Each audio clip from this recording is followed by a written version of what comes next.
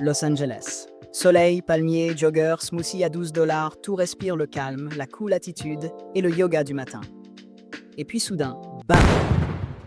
Dans ce décor de carte postale, on te balance des marines, oui des vrais, avec treillis, fusils, casques et tout le package. Envoyés par Donald Trump, comme s'il venait de confondre Venice Beach avec Fallujah. Parce que visiblement, dans l'Amérique 2025, une manif pacifique, c'est le nouveau Pearl Harbor. Et qui mieux que des unités spécialisées dans le chaos pour gérer 3 étudiants, 2 retraités et un type déguisé en statue de la liberté. Encore une brillante idée venue tout droit de la Maison-Blanche, là où l'imagination déborde autant que le budget militaire. Donald Trump, ce stratège du chaos habillé en businessman raté, vient d'envoyer des marines, ces joyeux lurons entraînés à semer la pagaille au Yémen et en Afghanistan, dans les rues de Los Angeles. Pas pour combattre un tyran étranger, non, mais pour mater des manifestants qui osent protester contre ces politiques migratoires dignes d'un épisode de La Petite Maison dans la Prairie, version nazie.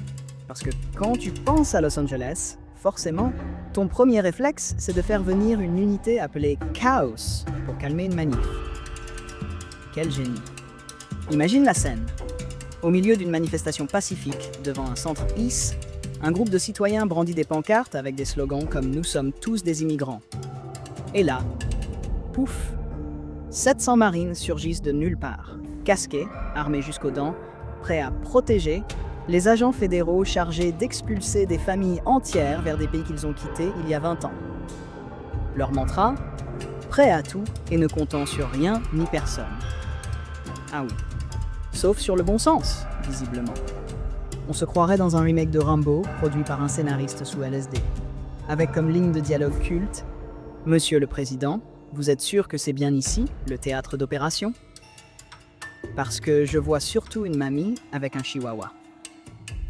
Et pendant ce temps, le gouverneur de Californie, Gavin Newsom, essaie de comprendre s'il est encore gouverneur ou juste un figurant dans un film d'horreur produit par Fox News. Il tente de rappeler que cette décision est contraire à une réglementation locale interdisant la collaboration entre police locale et ICE. Mais Trump, lui, préfère invoquer des lois datant de l'époque où les Américains pensaient encore que les Indiens étaient des nuisibles. Quant aux marines eux-mêmes, on leur demande maintenant de jouer les videurs de boîte de nuit, mais en costume de combat. On imagine mal leur commandant leur dire « Alors les gars, aujourd'hui, pas de morts, pas de blessés, juste un peu de terreur psychologique. Et si quelqu'un fait un selfie avec toi, souris !» Mais pourquoi s'étonner? Ce n'est pas la première fois que transforme la politique intérieure en opération militaire.